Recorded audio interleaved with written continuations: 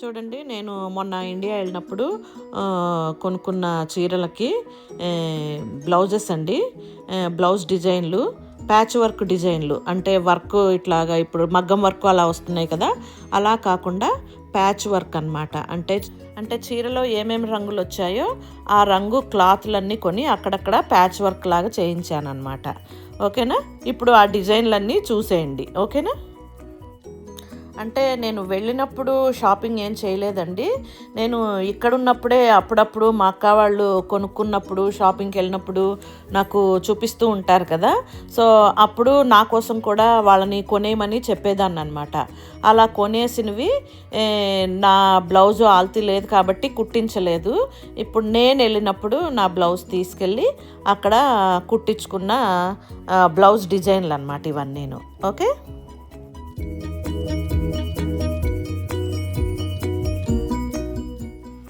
చూడండి, ఇది ఒక డిజైన్ అనమాట. నెక్ దగ్గర ఆ గోల్డ్ కలర్తో లేస్ లాగా అలా కుట్టించేశారు. కానీ హ్యాండ్ దగ్గర చూడండి, హ్యాండ్కి ఈ విధంగా పెట్టించాను అనమాట. చూడండి, అలాగా తాడు. కానీ ఆ తాడు పెట్టించే చేతుల ప్లేస్లోని నేను మెష్ కుట్టేయమన్నాను, వాళ్ళు రాదని చెప్పారండి. ఇంకా అందుకని ఆ విధంగా అనమాట. ఇవేమో నెక్ దగ్గర వచ్చిన తాళ్ళు. ఓవరాల్గా బ్లౌజ్ ఈ విధంగా ఉంది. చూడండి, ఈ చీరకి ఈ బ్లౌజ్ అనమాట. తర్వాత నెక్స్ట్ది ఈ విధంగానండి. నాకు ఈ శారీ ఒక ఫ్రెండ్ కలకత్తా వెళ్ళినప్పుడు ఇచ్చిన బ్లౌజ్ శారీ అనమాట, బెంగాలీ కాటను.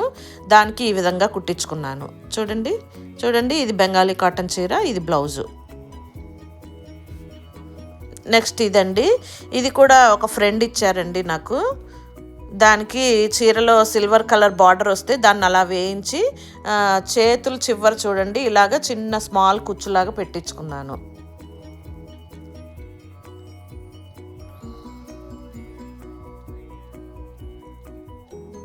చూడండి, ఈ చీరకి ఇది బ్లౌజు.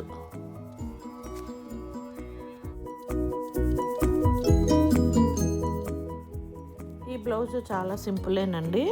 మీకు ఈ బ్లౌజ్ చూస్తే గుర్తొచ్చింటుంది, నేను దసరాకి అమ్మవారికి కట్టించిన చీర బ్లౌజ్ అండి ఇది.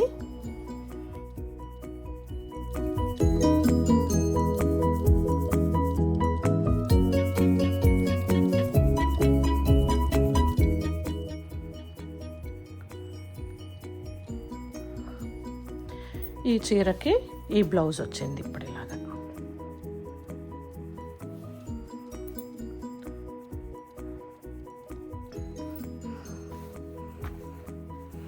ఇది ఇలా పెట్టించానండి. దీంట్లో నుంచి గోల్డ్ థ్రెడ్ వచ్చింది కదా, ఈ థ్రెడ్ ఇక్కడ మళ్ళీ కుచ్చులాగా పెట్టారండి ఇక్కడ ఈ విధంగాను. అండ్ దీనికి హ్యాండ్స్ ఏమో ఇలా పెట్టించానండి. ఇలా పెట్టించేసి ఈ మధ్యలో ఇక్కడ మెష్ క్లాత్ సింగిల్ లేయర్ వేస్తే చిరిగిపోతుందండి, అందుకని డబల్ లేయర్ మెష్ క్లాత్ లోపల వేయించానమాట. ఇదంతా ఈ కలరు చీర అంతా ఇలా వచ్చింది, ఈ కలర్లో చీర ఉంది. ఇదేమో బ్లౌజ్ పీస్ అనమాట. చీరలో బార్డరు ఈ కలర్ వచ్చింది, చీర ఈ కలరు, బార్డర్ ఈ కలర్ అనమాట.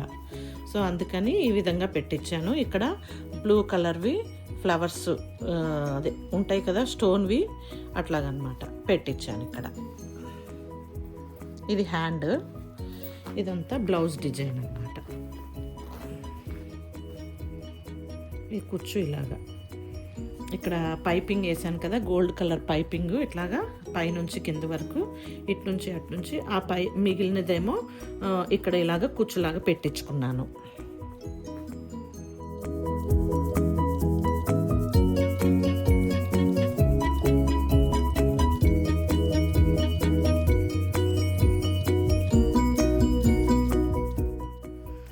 చూడండి, అన్ని కలర్స్ చీరల మీదకి వస్తుంది, అప్పుడప్పుడు వేసుకోవచ్చులే అనేసి అని అన్ని కలర్స్ ఉండేలాగా చూసుకున్నాను.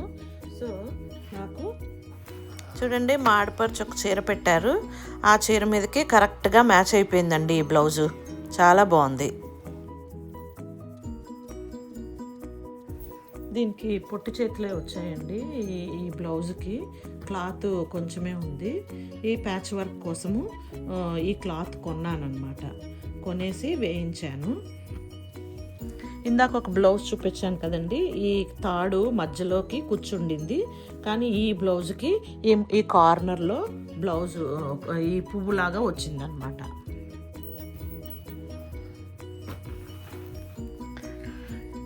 ఈ బ్లౌజ్కి ఇది చీర అనమాట.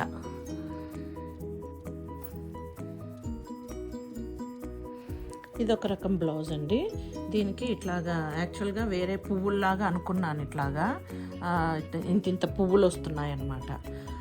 నేను ఇచ్చిన క్లాత్ ఆ పువ్వులకి సరిపోలేదని మళ్ళీ ఇప్పేసి ఇలా కుట్టారనమాట. దీనికి ఈ విధంగా వచ్చింది. ఓకే. అండ్ దీనికి చేతులు చూడండి, చీరలో వచ్చిన బార్డర్ని ఈ విధంగా పెట్టాను ఇక్కడ. అండ్ ఇక్కడేమో ఇలా పెట్టించాను అనమాట హ్యాండ్కి ఈ విధంగాను. ఈ చీరకి ఇది బ్లౌజ్ అనమాట.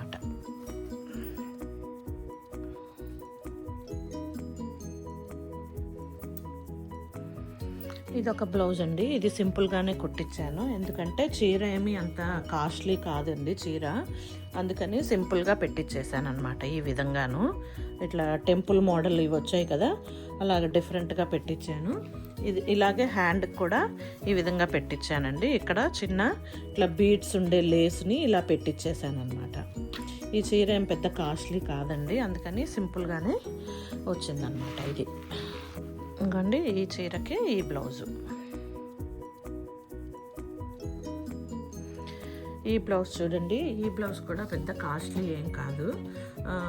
ఓన్లీ ఇప్పుడు ఈ తాళ్ళు పెడతాం కదా ఇక్కడ, అవి లేకుండా జస్ట్ ఇలాగ క్లాత్ పెట్టేసి దానికి ఇలాగ కుచ్చు అనమాట. ఇక్కడ జస్ట్ ఆ కుచ్చు పెట్టేశారు. అండ్ దీనికి హ్యాండ్స్ మాత్రం చాలా పొడుగ్గా నీ వరకు మన ఎల్బో వరకు హ్యాండ్ పెట్టించుకున్నాను అనమాట. ఇది ఈ చీరకి ఈ బ్లౌజ్ అండి.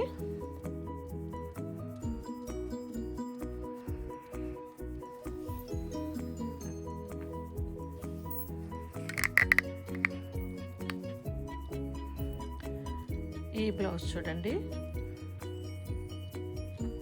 ఇదిలాగా పెద్ద కుండ నెక్ లాగా పెట్టించి ఈ హాఫ్ ఒక కలరు, ఈ హాఫ్ ఒక కలరు, చీరలో ఉన్న కలర్స్ అండి ఇలా పెట్టించాను అనమాట. పెట్టించి హ్యాండ్ ఏమో ఈ విధంగా పెట్టాను. ఇక్కడ కూడా హ్యాండ్కి కూడా ఇలాగ పెద్ద సర్కిల్, ఓవల్ షేప్లో సర్కిల్ పెట్టించి ఇక్కడ ఏ విధంగా వచ్చిందో హాఫ్ ఇటువైపు నుంచి ఇలాగా స్టెప్స్ లాగా అనమాట.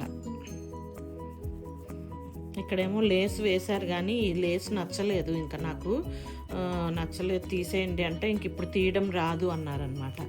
అందుకని నేను ఇంక ఇలాగే వదిలేశాను. అది ఇదన్నమాట ఈ బ్లౌజు. దీనికి చీర, దీనికి ఇది బ్లౌజు, శారీ బ్లౌజు.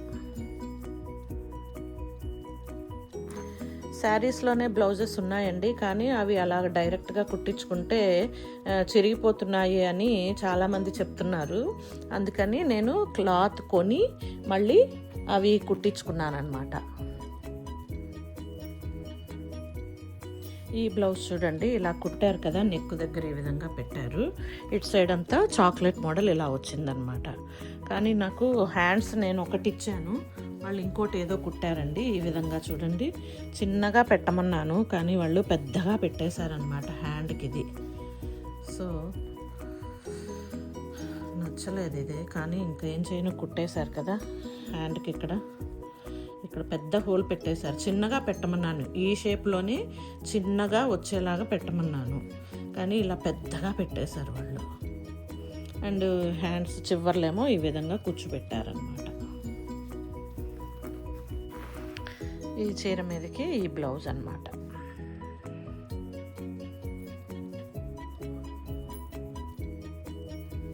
ఇది ఒక బ్లౌజ్ అండి, ఇది సింపుల్గానే ఉంది. ఈ చీర కాస్ట్లీయే, కానీ ఈ బ్లౌజ్ మీద చీర నాకు ఎక్కడ మ్యాచింగ్ సరిగ్గా దొరకలేదండి, అందుకని ఇలా కుట్టించేసుకున్నాను, సింపుల్గానే కుట్టించుకున్నాను. ఇక్కడేమో ఈ పూలు పెట్టేశారు చీరలో ఉండే కలర్వి, అలాగే చేతులకు కూడా చివర ఆ విధంగా పెట్టేశారనమాట. ఇక్కడ నెక్కి అండ్ ఇక్కడ కూడాను అదేవిధంగా ఫ్రంట్లో కూడా ఇలా వచ్చాయన్నమాట. ఫ్రంట్ నెక్ దగ్గర కూడా ఇలా వచ్చాయి. ఈ చీర మీదకి ఇది బ్లౌజ్ అన్నమాట.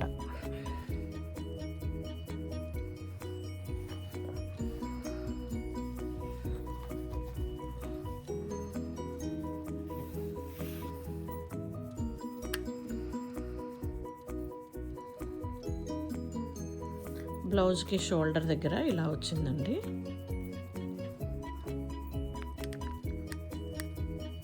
బ్యాక్ సైడ్ డిజైన్ అండి ఇది ఇలాగా, అండ్ ఆల్ కార్నర్స్లో ఇవిలాగా చిన్న చైన్ లాగా పెట్టి బీడ్ పెట్టాడు, శారీ కలర్ బీడ్ పెట్టారు అన్నమాట. ఈ విధంగాను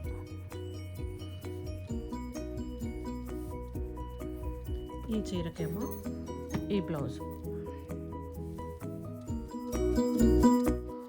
ఇవండి ఓవరాల్గా నేను కుట్టించుకున్న బ్లౌజ్ డిజైన్లు అన్నమాట. ఓకే, నచ్చితే మీరు కూడా యూస్ చేసుకోండి. Wait for next video. Thanks for watching.